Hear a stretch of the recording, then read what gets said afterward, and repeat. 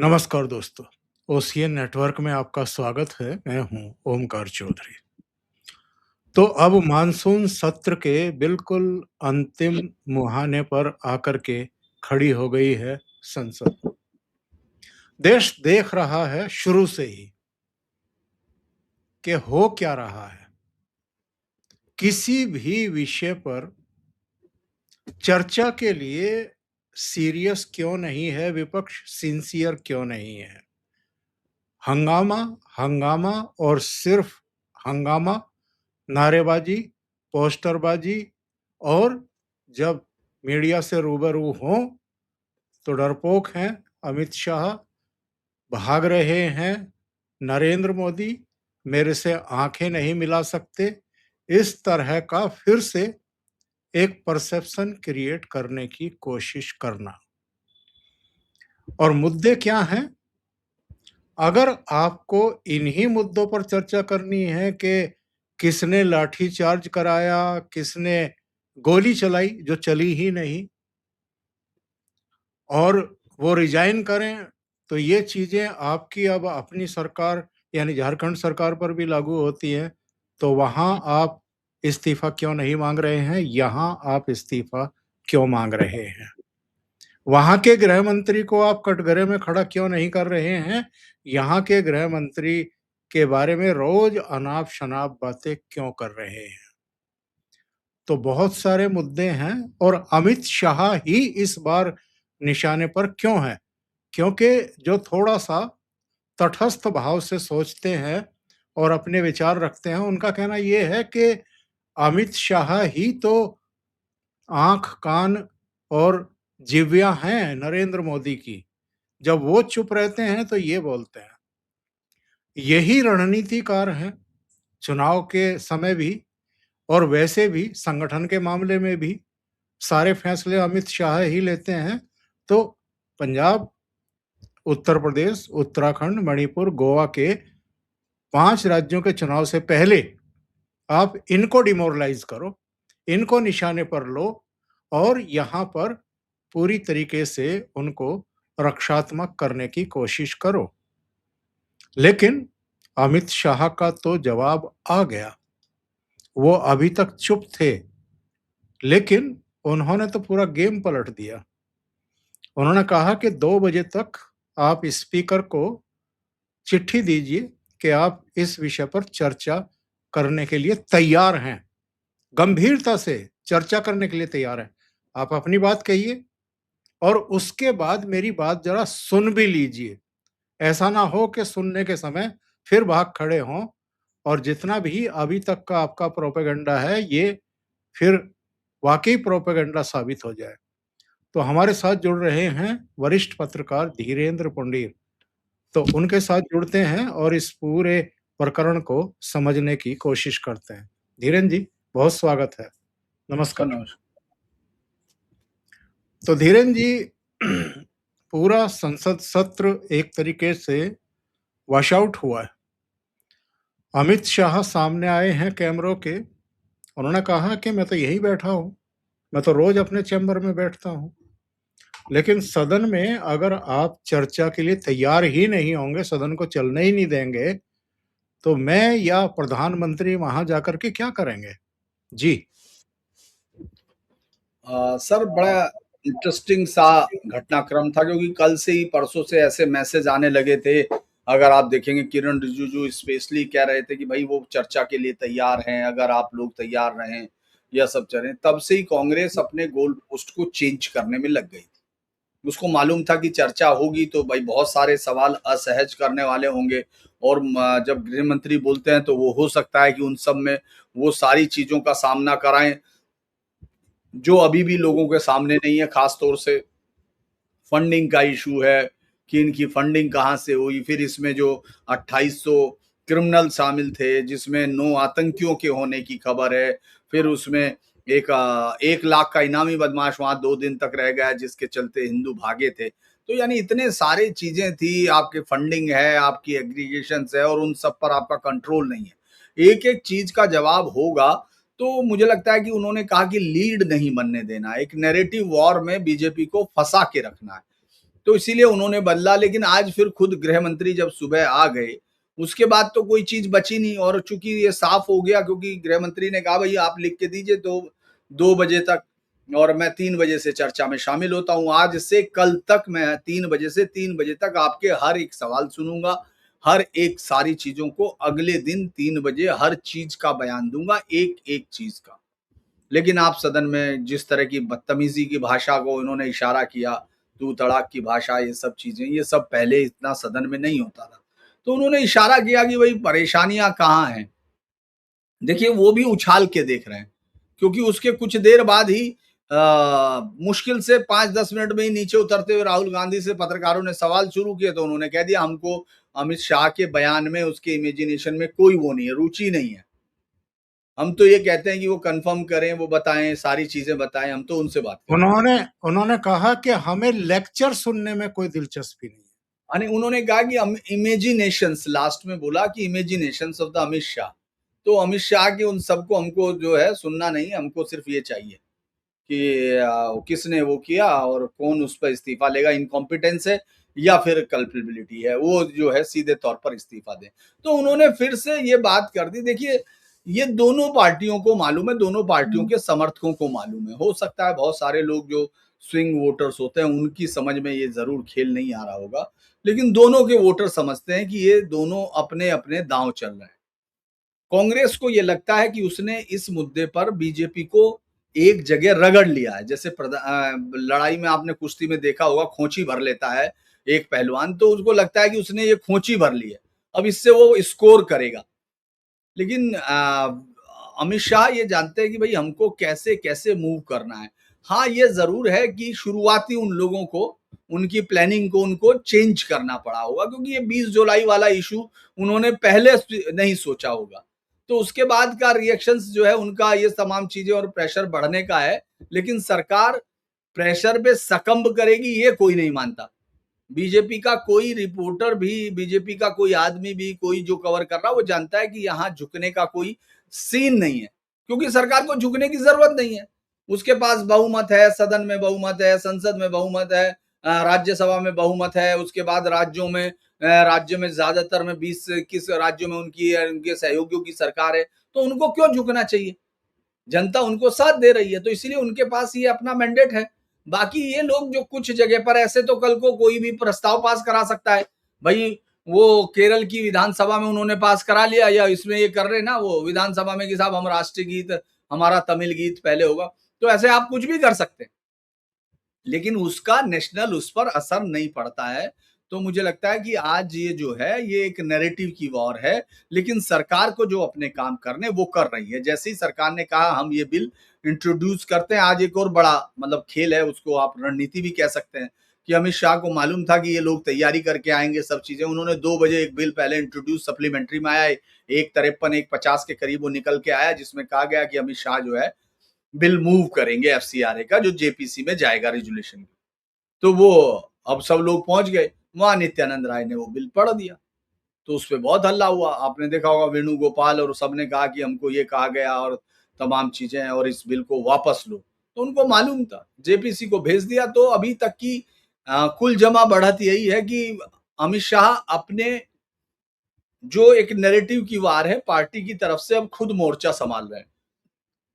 चूंकि अमित मालवीय या ये जितने भी इनके लोग हैं ये इसको नहीं संभाल पा रहे, मैसेज कुछ और दे रहे हैं। तो अभी तक वो सिर्फ रणनीति बना रहे थे, अब उनको सामने आना पड़ेगा, इसीलिए आखिरकार वो आए।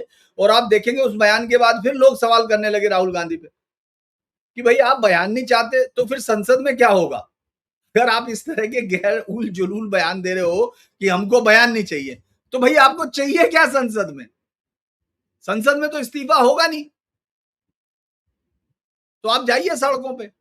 तो ये कुल मिला के आज की स्थिति यही है कि अमित शाह बाहर आ गए हैं और उन्होंने कहा है, अभी तक तो मुझे लगता है कल के लिए स्थगित होगी। तो अब ये, मुझे ये लगता है कि ये पहला सेशन होगा जिसमें, मतलब रिकॉर्ड तो कुछ इसका है नहीं कि भाई है, लेकिन फिर भी हमारी उसमें जानकारी में अभी जो देखें और इतिहास को अगर आप ऐसे देखेंगे, जिसमें होम मिनिस्टर नहीं आए हो। पीएम तो अक्सर कई सेशन में उनके पास कई बार काम भी होते हैं, पीएम यात्राओं से लेके सब, लेकिन एचएम नहीं आए, ये एक बड़ा वो होगा, आश्चर्य का है।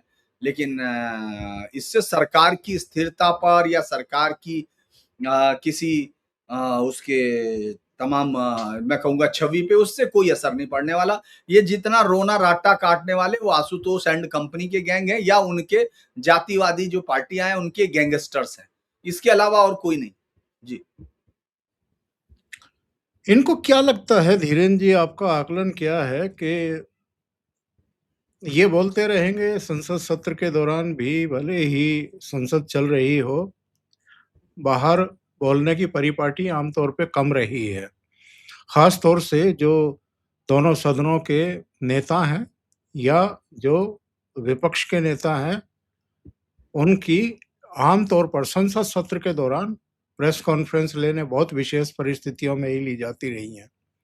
लेकिन ये लगातार बोल रहे हैं, और अगर हम सत्ता पक्ष की तरफ से देखें तो पहले दिन ज़रूर प्रधानमंत्री बोले थे, उसके बाद प्रधानमंत्री भी नहीं बोले हैं और गृह मंत्री भी नहीं बोले हैं। तो संसद सत्र खत्म हो जाएगा तो उसके बाद प्रधानमंत्री नहीं बोलेंगे या गृह मंत्री इनको जवाब नहीं देंगे? गृह मंत्री ने अगर हर चैनल पर इंटरव्यूज की श्रृंखला शुरू कर दी या स्मिता प्रकाश को ही बुला करके एएनआई के जरिए सबको इंटरव्यू वितरित करवा दिया, तो वो तो जो सदन में बोलना चाहते थे इनके बारे में, इनके पुराने तमाम कर्मों के बारे में, वो तो इंटरव्यू में बोल देंगे। देखिए सर, अभी सबसे बड़ी बात तो यह है कि कल के बाद संसद खत्म हो जाएगी। इस सत्र का सत्रावसान होगा या नहीं, ये तो कल ही पता चलेगा कि वो उसको किस रूप में ले जाते हैं, कि भाई स्पेशल सेशन के लिए गुंजाइश छोड़ते हैं या नहीं छोड़ते। वो तो मैं उस पर ज्यादा टीका टिप्पणी इसलिए नहीं करूंगा क्योंकि ये सरकार कंफ्यूज करती है, मतलब ये सामने किसी को पता नहीं लगने देती, और ये बात इसकी अपनी रणनीति के हिसाब से है और मैं इसको कोई बुरा भी नहीं मानता।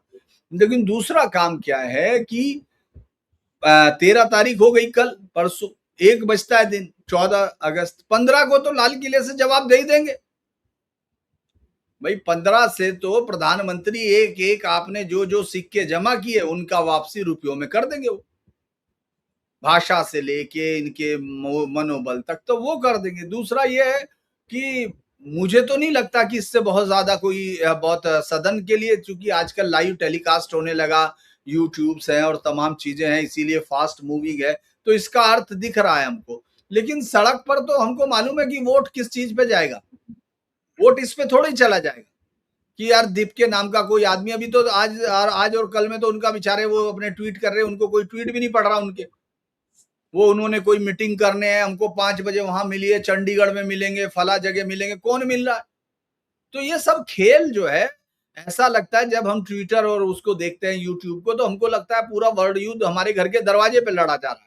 जैसे ही हम बंद करके बाहर निकलते हैं, घर के दरवाजे आराम से शांति से सड़कें चल रही हैं, लोग अपना काम कर रहे हैं। तो वही राहुल गांधी को ये महसूस होने लगा कि बस वो जो रील की दुनिया है जिसमें गूंज है, तो उसमें एडिट किया हुआ है, कट के लगाए हुए। भाई हम लोग एडिटिंग करते हैं ना, हम लोग तो अपने चैनल जानते हैं ना कि हमको एडिट कैसे करना है। तो सामने वाला 1.5 आदमी को हम लोग जो चुनाव वो करते हैं, रिपोर्टिंग करते हैं, या हम लोगों को जो डॉक्यूमेंट्री बनानी होती है, हम टेबल पे तो वॉर करा देते हैं, पूरी वॉर शूट कर लेते हैं। तो इसीलिए उनको उस वॉर के बाद हम बाहर निकल आते हैं ना, डॉक्यूमेंट्री एयर हो गई।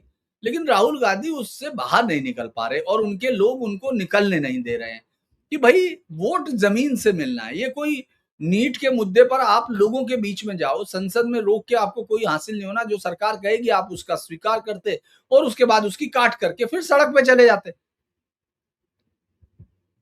सरकार का ये है मसला, लेकिन मुझे इस बार सरकार का भी मसला, उनकी अपनी रणनीति होगी, लेकिन एक कॉमन आदमी की तरह तो मुझे ये भी लगता है ना कि उनको ये क्यों चाहिए कि ये शांति से बैठेंगे भाई।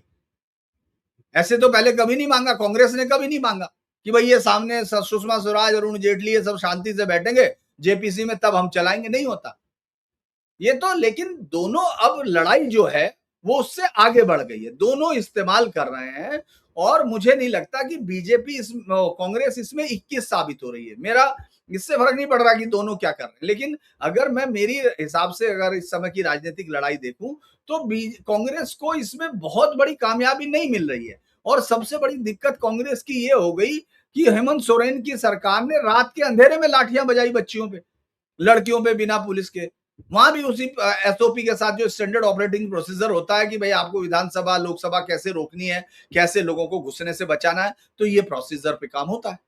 लेकिन राहुल गांधी आज देखा होगा कि वैसे तो वो बोल नहीं रहा था, मीडिया को धमका रहे थे बीच में कि तुम जो है जैसे मुझे वो करते हो डिस्टर्ब, उस तरह आप उसको अमित शाह को करते हो क्या, मतलब उनको करते हो क्या, उनको करते हो क्या। और फिर जब उससे सवाल पूछ रहे थे वो सीधा चला जाता, फिर अचानक जैसे ही झारखंड पे कि चुप है क्या, तो मुड़ता है। तो जो इंस्टिगेट वो दूसरों को करना चाह रहे हैं, वो मुझे लगता है कि इस पूरी लड़ाई में बीजेपी तो इंस्टिगेट नहीं हो रही है, लेकिन वो खुद अपना सबक भूल जाते हैं। वो तुरंत इंस्टिगेशन के मूड में आ जाते हैं कि मैं बिल्कुल माफ नहीं कर रहा हूं, मैंने वो किया था, मैं झारखंड पे चुप नहीं हूं। तो आप इससे क्या कर रहे हो, ना तो आप अपने दर्शकों अपने समर्थकों को इकट्ठा कर पा रहे हो और ना ही विपक्ष को, मतलब सत्तारूढ़ पार्टी को बहुत कोई असहज कर पा रहे हो। ये लोग अगर नहीं आए, इनके समर्थकों को भी बीजेपी के असहजता दिख रही है कि भाई क्यों नहीं आ रहे, तो उसके पीछे कोई कोई रणनीति होगी और उसको लेके आएंगे। मुझे लगता है उन्होंने आसानी से अपने सारे बिल पास कराए, जेपीसी को वहां भेज दिया। कल उसमें कोई कामकाज होगा नहीं, कल हम देखेंगे कि 10 साढ़े 11 बजे अगर कोई सरकार, और इसीलिए उसने कहा हुआ है, कांग्रेस ने अपने व्हिप में साफ लिखा हुआ है कि जब तक सदन नहीं उठेगा तब तक वो वहां रहेंगे, क्योंकि उनको ये डर है कि कहीं सप्लीमेंट्री डाल के कहीं कुछ आ ना जाए। तो इसीलिए कल का दिन और थोड़ा देखा जा सकता है। बचे तो अब है नहीं, क्योंकि संसद तो आज तो हो ही गई थी। अमित शाह का जरा वक्तव्य सुन लेते हैं जो उन्होंने कहा, और जरा उसके कुछ बिंदुओं पर चर्चा करके फिर चर्चा को समाप्त करेंगे। सबसे पहले तो लापता, भाग गए, भगोड़े हैं, इस प्रकार की भाषा भारत की सार्वजनिक जीवन में और संसदीय जीवन में अभी अभी सुनाई पड़ती है। जब से संसद सत्र शुरू हुआ तब से लगातार मैं संसद में आता हूं, मेरी चैम्बर में बैठा हूं। चूंकि संसद भवन के अंदर विपक्ष संसद को चलने ही नहीं दे रहा है दोनों गृहों में, तो कोई जाकर क्या करेगा।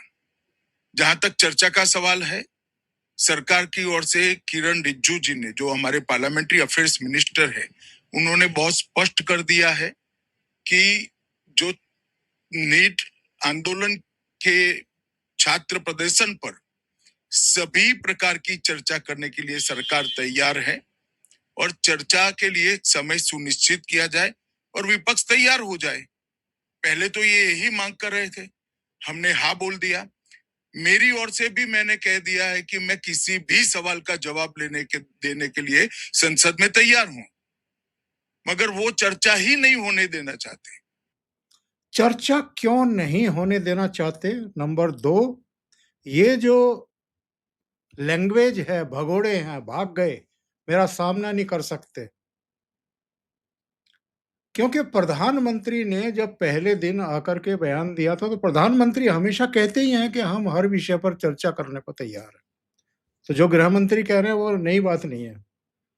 लेकिन ये जो लैंग्वेज यूज़ कर रहे हैं ये मवालियों वाली लैंग्वेज, कि मेरा सामना नहीं कर सकते, भाग गए, भगोड़े हैं, इस तरह की लैंग्वेज का मतलब क्या है? देखिए सर, मुझे ये लगता है कि वो किसी भी तरह, जैसे बच्चा होता है किसी बुजुर्ग को ये करना चाहता है, किसी के साथ उसको उकसाना चाहता है, तो उसके लिए पहले कुछ ये करो, जल्दी करो, ये करो, फिर वो मिट्टी फेंकने लगेगा, फिर गाली देने लगेगा, वो उस तरह की हरकतें हैं। लेकिन मुझे नहीं लगता कि सरकार उनकी इस बात को कोई बहुत इस तरह लेगी अन्यथा में। और सरकार को मालूम है, दरअसल इतने साल हो गए उनको पॉलिटिक्स में, और वो ये जानते हैं कि उनको कहां से, उन्होंने तो उस जोड़ी ने तो अपने आप के खिलाफ तड़ीपार जैसे शब्द उनसे लिखे हुए सुने। मैगजीन्स और बड़े बड़े सारे पत्रकारों ने, जो अंग्रेजी की दुनिया के लोग हैं, उन्होंने तो सबने उनको यही शब्दों से नवाजा। प्रधानमंत्री मोदी तो 2002 से इसको झेल रहे हैं। तो इसीलिए उनको मालूम है कि हमको ये इनके ट्रैप में नहीं जाना, मैं मेरा काम करना चाहता हूं ना। दरअसल वो जानते हैं कि ये राहुल गांधी ने अपना काम किया, तो मैं उसकी बिछी हुई बिसात पे जाके अपना मोहरा नहीं लड़ाऊंगा। मुझे मालूम है मुझे क्या करना है। तो इसीलिए मुझे लगता है कि ये सारे फेल हो गए, सारी चीजें फेल हो गई। भले ही लोगों को लगेगा कि भाई उनके समर्थकों को या किसी को कि भाई सरकार ने जवाब नहीं दिया, फला ये सब, लेकिन इन सब का कोई मतलब इसलिए नहीं है क्योंकि बिल पास हो रहे हैं, सरकार अपना काम कर रही है। गृह मंत्री सदन में आते हैं, अपना काम करते चले जाते, सदन का कह रहा हूँ, संसद परिसर में आते हैं, अपने ऑफिस में बैठते हैं, सुबह से शाम तक जो उनको करना होता है वो करते हैं। सारे बिल पास करा लिए गए। जो देश में जो बातचीत है, जो इस समय चल रहा है, इंटरनल सिक्योरिटी का जो काम चल रहा है वो सब है। 15 अगस्त की जो सिक्योरिटी होती है वो सब पूरे देश में उसी तरह है। कश्मीर में 36 साल बाद फिर एक केस का खुलवाई हुई। जिस तरह से उस कश्मीरी पंडित जो राइटर्स को मारा, उसके बेटे को मारा, जिस बर्बरता से मारा था, 1990 का वो केस दर्ज था, कोई पूछने वाला नहीं था। सुप्रीम कोर्ट ने अपने हाथ खड़े कर दिए थे, पल्ला झाड़ लिया था, लेकिन इसी सरकार ने एसआईए बनाई, वहां कश्मीर में स्पेशल इन्वेस्टिगेशन टीम बनाई और उसके बाद से वो सारे केस कर रही है। आज 36 साल बाद 9 जगह पर छापे पड़े, तो ऐसा थोड़ी है ये बिना इंटरनल सिक्योरिटी की मीटिंगों के उनके हो रहा होगा। 36 साल में तो दुनिया बदल जाती है। तो वो सब काम कर रहे हैं जो उनको जरूरत है, जो इंटरनल सिक्योरिटी के लिए जरूरत है। मुझे लगता है कि उनको इससे फर्क नहीं पड़ रहा। और राहुल गांधी तो अपना गोल पोस्ट चेंज करते रहेंगे। मैंने उनको बताया आपको कि उनको ये लग रहा है कि उन्होंने बढ़त हासिल कर ली है। और वैसे 12 साल के समय में आप पहली बार देखेंगे, आप तो बहुत क्लोजली मॉनिटर करते हैं, कि 12 साल में पहली बार सरकार जो है इस तरह के चैलेंज को इस तरह के दांव से वापस कर रही है। चाहे वो आपने देखा होगा जंतर मंतर पे, तब भी लोगों ने इसी तरह की भाषण दिए थे और बहुत सारे लोग यूट्यूबर्स ये सोचने लगते हैं कि वो सरकार चलाते हैं या वो मोदी और अमित शाह उन्हीं से ज्ञान लेके और उसके बाद वो चलते हैं। उन्होंने, याद होगा आपको, एकदम वो शुरू हो गए ये सब। जबकि आप देखिए उस समय यही तय था कि एक प्रधानमंत्री को सबसे पहली समस्या क्या करनी होती है कि बच्चों पे गोलियां नहीं चले, गाली दे, कुछ भी करे, क्योंकि उस भीड़ में आतंकी जरूर थे, लेकिन वो 8, 9, 10, 20 हजार, 2000, 2800, 3000, लेकिन बाकी तो देश के बच्चे थे ना सर। तो प्रधानमंत्री ने एक बेहतर काम किया। अब आप देखिए, अब कोई बोल रहा कि प्रधानमंत्री ने क्या किया? उन लोगों को समाज में जवाब दे दिया गया ठीक से। किसी को मेट्रो में दिया, किसी को कनॉट प्लेस के बाहर दिया, किसी को उसके घर दिया। और आप देखो, 4 दिन की चांदनी फिर अंधेरी रात वाली हो गई। वो जितने यूट्यूब वो बना रही थी रील गाली दे दे के माँ बहन की, है वो सड़कों पे भी नहीं है।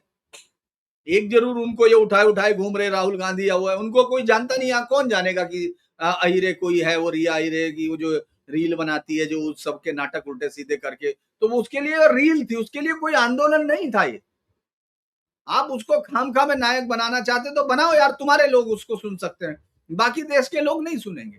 तो मैं यही देखता हूं कि ये अमित शाह और मोदी की जोड़ी जो है, जो चीजें इतिहास में दर्ज होंगी उन सब पे काम करती है। मैं एक स्पेशल डायरेक्टर आईबी के पास सर जाया करता था, तो मैं बड़ा हैरान होता था कि उनके घर में टीवी नहीं था। और ये उस समय की बात है जब हम हर चीज ब्रेकिंग में देखते थे, तब ये इतना सोशल मीडिया नहीं था। तो मैंने उनसे पूछा, चौधरी साहब थे, मैंने कहा कि सर ये तो जो है, मुझे बहुत मानते भी थे, मट्ठा वट्ठा सब यही पिलाते थे, वो चाय वाय नहीं, कॉफी हो। तो बात होने लगी, बड़ी ठेठ भाषा में हम लोग बात करते थे। तो मैंने उनसे पूछा कि सर टेलीविजन के बिना पता कैसे चल रहा? तो कहने लगे किस चीज का पता करना? तो हमने कहा खबर। कहने लगा देखो ऐसा है, तुम लोग टीवी पे, ये उस समय की बात है सर 2011-12 है उसकी। उन्होंने कहा टीवी पे 90% खबरें तो का तो अगले दिन कोई मतलब नहीं होता धीरेन्द्र। टीवी पे जो तुम बकवास दिखाते हो, 90% खबरों का अगले दिन मतलब नहीं होता। 5% खबरें 3 दिन बाद खत्म हो जाती हैं। रही 5% वो मैं अखबार से पढ़ लेता हूं बिना किसी हल्ले के। तो ये जो 5% का कॉइन है ना सर, ये 5% का कॉइन अमित शाह और वो जानते हैं, अमित शाह और मोदी जानते हैं कि हमको 5% की चिंता करनी है, जो सार है। बाकी तो ये दिखाई नहीं देगा। अच्छा आप ये बता सकते हैं, 4 दिन पहले जो वो धरना हो रहा था, सब वो नाटक किए जा रहे थे, कौन क्या बना था ये किसी को याद रहा? वो उस दिन का यूट्यूब है, उस दिन की रील है, खत्म, बात खत्म। तो लेकिन जब वोट आएंगे तो वोट के देने के समय दर्शक, जो वोटर है, वो खुद सोचेगा कि मुझे किस इशू पर वोट देना है। इनके कहने से थोड़ा ये हो जाएगा कि ये सब जो नाटक कर रहे हैं कि हम छात्र। कल कहा ना, मायावती के जो भतीजे ने इतनी बढ़िया बात के साथ उसने पूरा पानी उतार दिया। उसने कहा भाई 50 साल के अंकल है ना, भाई 50 साल के अंकल अखिलेश है और राहुल है, 56 साल के वो है, तो उसने कहा कि यार ये कौन से जैन जी, वो अंकल है, मैं हूं ना जैन जी तो 29 साल का। तो बात उसकी सही है, जिस दांव से तुम खेल रहे हो उसी दांव से वो खेल रहा है। तो अंकलों से, अंकल जो है जैन जी के मसले निपटाएंगे, दीप के कहेगा अन्ना नहीं आएगा, लेकिन ये 56 साल का आदमी जैन जी हो जाएगा। तो कोई सर्टिफिकेट लिए भेज रहे हो क्या, जो जिसपे साइन कर दोगे वही आदमी नेता होगा? तो इसीलिए इन सब का ओंकार सर मुझे नहीं लगता कि बहुत ज्यादा चुनावी उस पर असर पड़ेगा। हाँ, हमारी जो रोज की लाइफ है उसमें हम लोग वीडियो और ये रील देख लेते हैं, तो इसमें जरूर फर्क पड़ेगा कि आज राहुल ने धो दिया, फिर डर गए, फर्क होगा, ठीक है, चुनाव देख लेंगे। कल इनका एक और बयान आया। ये कह रहे हैं कि 2027 में नरेंद्र मोदी की सरकार गिर जाएगी। अभी हम अगस्त में हैं, तो वैसे टाइमलाइन तो नहीं दी राहुल गांधी ने, पर 2027 बताया है। मैं इनका एक फोटो हमेशा डाल करके रखता हूँ कंप्यूटर में, मूड फ्रेश करने के लिए मैं ये देखता रहता हूँ। ये 2024 के जब नतीजे आ गए थे और ये 52 सीटों से 99 पर पहुंचे थे, तब इनका ये विक्ट्री का साइन है। इनको ये पता नहीं है, याद नहीं है या बताने वाले नहीं हैं कि जब मनमोहन सिंह प्रधानमंत्री बने थे और यूपीए गठबंधन बनाया था सोनिया गांधी ने, तब भी कांग्रेस की मिनिमम 145 सीटें तो थी। तो इस बार राहुल गांधी ने ये कैसे सोच लिया कि 99 पर ये प्रधानमंत्री बन जाएंगे और विक्ट्री साइन लेकर के सामने आ गए। और ये प्रधानमंत्री बनने के ख्वाब इनको बीच बीच में आते क्यों रहते हैं? दरअसल सर, राहुल गांधी, प्रियंका गांधी, सोनिया गांधी, मल्लिकार्जुन खड़गे जिस स्कूल में गए थे, उस स्कूल में जो है 99 का नंबर 240 से ज्यादा होता है। तो आप उनके स्कूल की एजुकेशन पे सवाल उठा रहे हैं, जिस पर सिर्फ एक ही आदमी को सवाल उठाने का हक है, वो है सुब्रमण्यम स्वामी, जो कहता है इनकी डिग्रियां मैं बता सकता हूं, ये फर्जी है, सब फेल है।